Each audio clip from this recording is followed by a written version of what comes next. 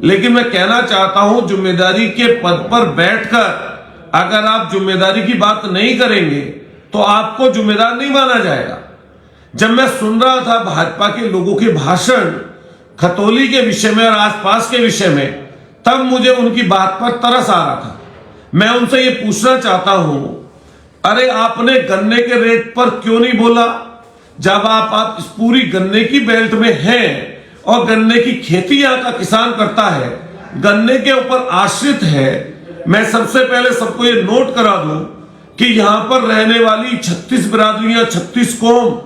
क्योंकि चुनाव बीजेपी और समाजवादी लोकदल के गठबंधन में है और लोकदल के गठबंधन के साथी खतौली में चुनाव लड़ रहे हैं। मैं उसके विषय में आपसे बात करना चाहता हूं।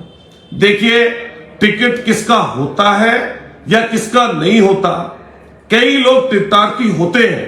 टिकट की मांग करते हैं और टिकट की मांग करने के बाद में पार्टी तय करती है कि किसको टिकट मिलेगा। और टिकट जब हो जाता है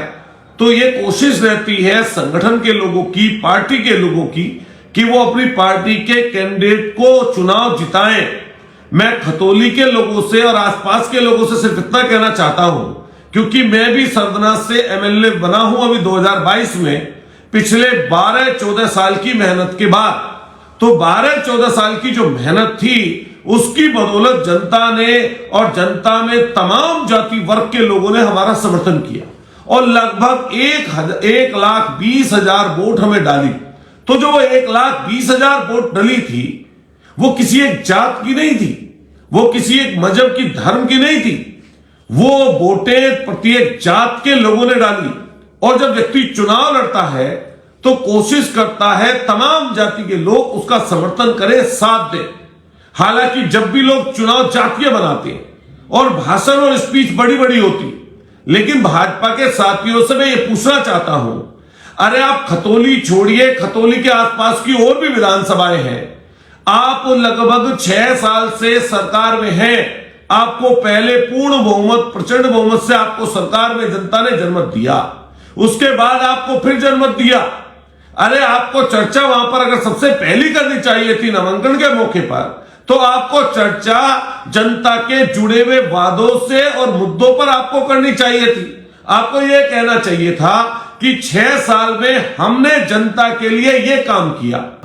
मेरी कई बार अलग अलग पार्टी के लोगों से चर्चा होती है और कई बार भाजपा के सदस्यों से भी चर्चा होती है, लेकिन अलग से आप उनसे अगर चर्चा करें तो वो ये बात हमेशा कहते हुए नजर आते हैं कि गरीब, लाचार, बेबस, पिछड़े, अति पिछड़े, दलित, महादलित, इन लोगों को सबसे ज्यादा अगर किसी ने ठगने का काम किया तो भारतीय जनता पार्टी ने किया, लेकिन कोई मजबूरीवश, किसी लालचवश या डर के कारण उनके साथ जुड़ा हुआ है। मैं नौजवान साथियों आपसे अपील करता हूं,